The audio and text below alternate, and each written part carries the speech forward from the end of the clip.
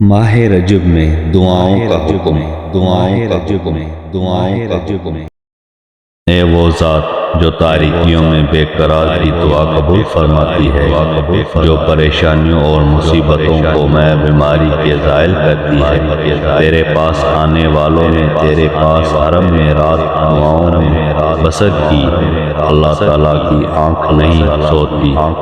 یا اللہ، میں نے جتنے گناہوں کا ارتکاب کیا ہے وہ بخش دے۔ تیرے عفو و کرم کی طرف دنیا اشارہ کرتی ہے، اگر تیری معافی گناہ گار کی طرف سبقت نہ کرے تو پھر کون ہے جو گناہ گاروں کے ساتھ اپنے انعامات کے ساتھ پیش آئے۔ حضرت حسین بن علی فرماتے ہیں کہ مجھے میرے والد علی بن ابی طالب نے کہا کہ اے حسین، غوثیہ وظائف بسم اللہ الرحمن الرحیم۔ شروع اللہ کے نام سے جو بڑا مہربان نہایت رحم والا ہے۔ السلام علیکم ورحمۃ اللہ وبرکاتہ۔ میرے پیارے بھائیو، جس میرے بھائی نے میرا یوٹیوب کا چینل سبسکرائب نہیں کیا تو برائے مہربانی میرے یوٹیوب کے چینل کو سبسکرائب کرتے جائیں اور ساتھ میں لائک بھی کرتے جائیں۔ سبسکرائب اور لائک کرنے سے میری حوصلہ افزائی ہوگی تاکہ میں آپ کے لیے اور اچھی ویڈیو بناتا جاؤں۔ میرے پیارے بھائیو، آج میں آپ کے لیے ایک ایسی دعا لے کر حاضر ہوا ہوں جو زندگی میں کبھی بھی رد نہیں ہوگی۔ یہ غنیت الطالبین میں میرے مرشد کریم حضور پر نور سیدنا غوث اعظم دستگیر نے تحریر فرمائی ہے۔ بہت ہی مجرب دعا ہے میرے پیارے بھائیو۔ ماہ رجب میں دعاؤں کا حکم۔ بادشاہ ولایت حضور پر نور سیدنا غوث اعظم کا دسر و غنیت الطالبین میں تحریر فرماتے ہیں، جان لو کہ ماہ رجب میں خصوصیت کے ساتھ دعائیں قبول ہوتی ہیں، گناہوں سے معافی ہوتی ہے اور جرائم کی سزائیں بھی سخت ہوتی ہیں۔ جیسا کہ شیخ عبداللہ نے قاضی حناد سے، انہوں نے عبد القادر بن عمر سے، انہوں نے حبت اللہ سے، انہوں نے محمد بن فرقان سے، انہوں نے احمد بن حسین سے، انہوں نے سعید بن انباری سے، انہوں نے محمد بن ابراہیم سے، انہوں نے ابراہیم بن فراش سے، انہوں نے عمرو بن سمرہ سے، انہوں نے موسیٰ بن عباس سے، انہوں نے اسبخ سے، انہوں نے نباتا سے، انہوں نے حسین بن علی سے روایت بیان کی کہ ہم طواف کر رہے تھے کہ اچانک ہمیں آواز آئی کہ کوئی شخص یہ دعا پڑھ رہا تھا، اے وہ ذات جو تاریکیوں میں بے قرار کی دعا قبول فرماتی ہے، جو پریشانیوں اور مصیبت کو میں بیماریوں کے زائل کرتی ہے، تیرے پاس آنے والوں نے تیرے پاس حرم میں رات دعاؤں میں بسر کی، اللہ تعالیٰ کی آنکھ نہیں سوتی۔ یا اللہ، میں نے جتنے گناہوں کا ارتکاب کیا ہے وہ بخش دے۔ تیرے عفو و کرم کی طرف دنیا اشارہ کرتی ہے، اگر تیری معافی گناہ گار کی طرف سبقت نہ کرے تو پھر کون ہے جو گناہ گاروں کے ساتھ اپنے انعامات کے ساتھ پیش آئے۔ حضرت حسین بن علی فرماتے ہیں کہ مجھے میرے والد علی بن ابی طالب نے کہا کہ اے حسین، کیا تم نے اس روزے والے کی آواز نہیں سنی جو اپنے گناہوں پر رو رہا ہے اور اپنے رب پر عتاب کر رہا ہے؟ جاؤ، امید ہے کہ تم اسے پالو گے اور اسے بلا لانا۔ حسین فرماتے ہیں پھر میں جلدی سے نکلا اور اسے پا لیا۔ وہ ایک حسین و جمیل پاکیزہ جسم اور عمدہ کپڑوں میں ہے جن سے خوشبو پھوٹ رہی ہے، لیکن اس کی دائیں جانب مفلوج ہے۔ میں نے اس سے کہا کہ آپ کو امیر المومنین یاد فرما رہے ہیں۔ وہ مشکل سے کھڑا ہوا اور لنگڑاتا ہوا امیر المومنین کے ساتھ یہ کھڑا ہوا۔ حضرت علی نے ان سے پوچھا کہ آپ کون ہیں؟ آپ کا کیا مسئلہ ہے؟ وہ کہنے لگا، امیر المومنین جسے گناہوں کی پاداش میں پکڑ لیا گیا ہو اور اس کے حقوق روک دیے گئے ہوں، اس کا حال کیا ہو سکتا ہے؟ پوچھا، آپ کا نام کیا ہے؟ کہا، منازل بن لاحق۔ پوچھا، اپنا مکمل واقعہ پیش کریں۔ کہنے لگا، میں پورے عرب میں لہو لعب اور نشاط و طرب میں مشہور تھا۔ غفلت نے مدہوش کر رکھا تھا، توبہ کا اعتبار نہ تھا، رجب اور شعبان میں بھی گناہوں سے باز نہ آتا تھا۔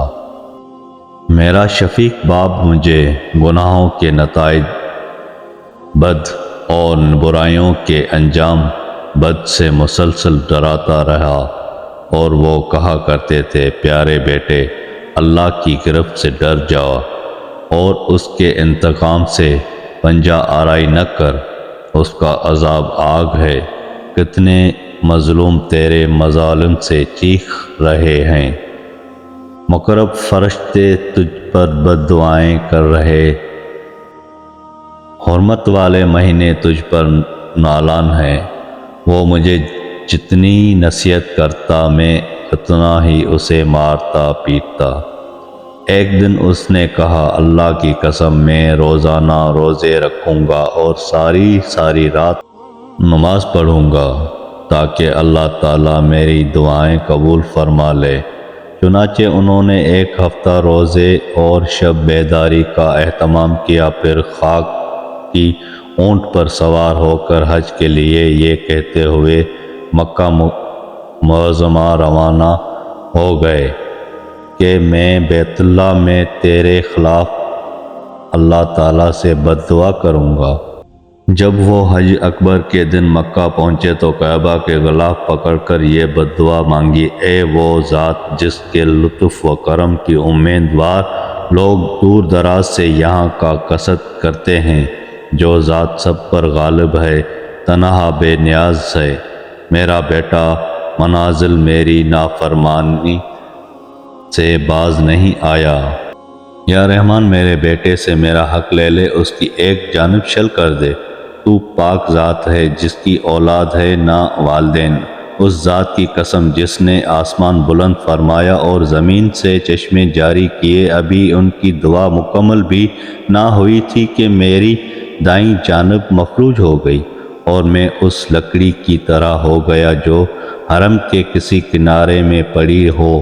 لوگ صبح و شام میرے پاس سے یہ کہتے ہوئے گزر جاتے تھے کہ اسے اس کے باپ کی بد دعا لگی ہے۔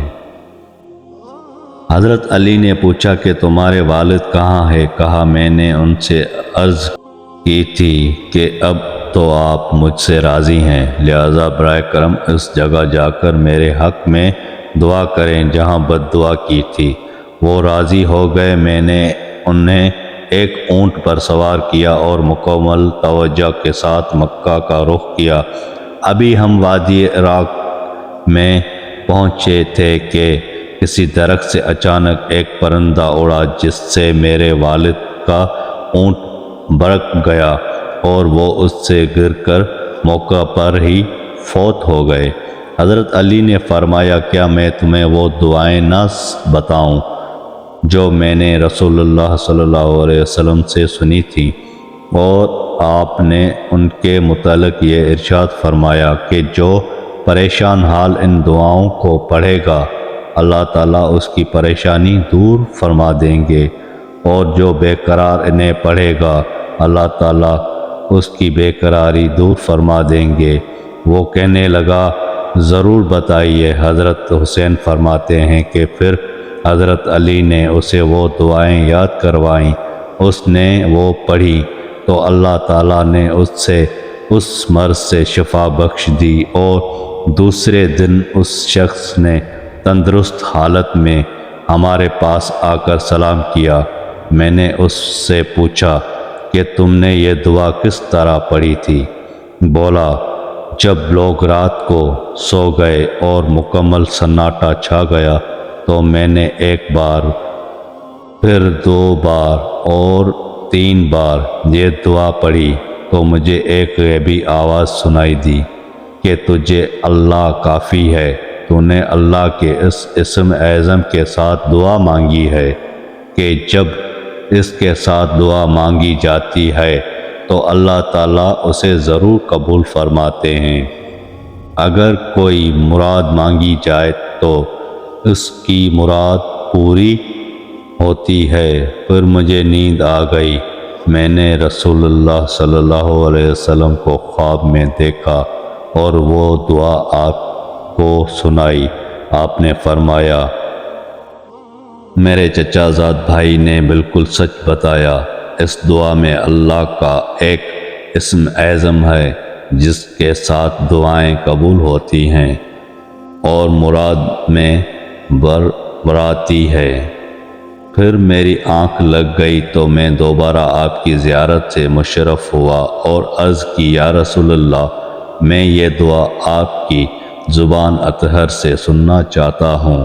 آپ نے فرمایا، سن لو، یا اللہ میں تجھ سے سوال کرتا ہوں، اے عالم غیب، اے وہ ذات جس نے اپنی قدرت سے آسمان پیدا فرمائے اور زمین کا بچھونا بچھایا، اے وہ ذات جس کی عظمت و جلال کے نور سے سورج اور چاند روشن ہے، اے وہ ذات جو ہر مومن اور پاکیزہ نفس کی طرف متوجہ ہوتی ہے، اے وہ ذات جو خوف زدہ اور نیک لوگوں کو امن دیتی ہے، اے دنیا کی ضروریات کے خالق، یوسف کو غلامی سے نجات دینے والے، اے وہ ذات جس کا کوئی دربان نہیں، جسے پکارا جائے، نہ ہی کوئی مشیر ہے کہ اسے حاضری دی جائے، تیرے سوا کوئی رب نہیں کہ جسے پکارا جائے، اے وہ ذات جس کا جو 2 کرم حاجتوں اور ضرورتوں کی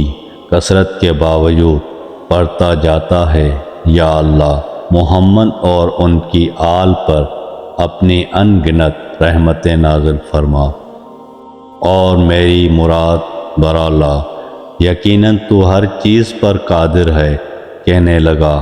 پھر میری آنکھ کھل گئی اور میں بالکل تندرست ہو چکا تھا۔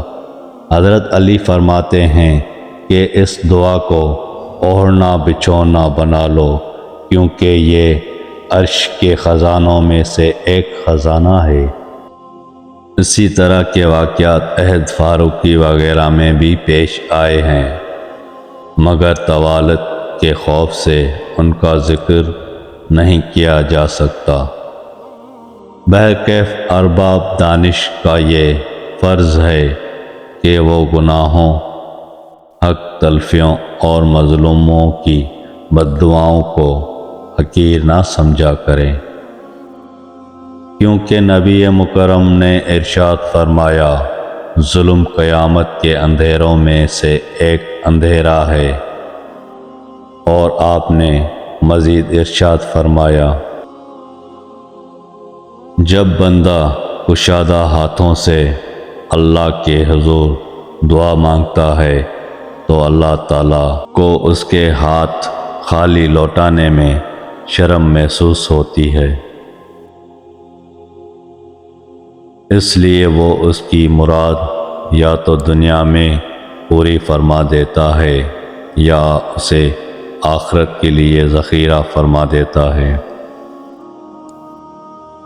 ایک شاعر کہتا ہے، کیا تو دعا سن کر اسے حقیر سمجھتا ہے، حالانکہ اس کی تاثیر تیرے اندر ظاہر ہے۔ رات کے تیر بلا خطا نشانے پر لگتے ہیں، مگر ان کی مدت ہے جن کا پورا ہونا لازم ہے۔ سبحان اللہ۔ جی میرے پیارے بھائیوں، جس میرے بھائی یا بہن کو یہ میری دعا، یہ میری ویڈیو اچھی لگی تو برائے مہربانی میرے یوٹیوب کے چینل کو سبسکرائب اور لائک کر دیں۔ اللہ تعالیٰ آپ سب کو خوش رکھے، آباد رکھے۔ اللہ تعالیٰ آپ سب کی تمام پریشانیاں دور فرمائے۔ پھر ملیں گے کسی اچھے عمل کے ساتھ اگلی ویڈیو میں، تب تک کے لیے اللہ حافظ۔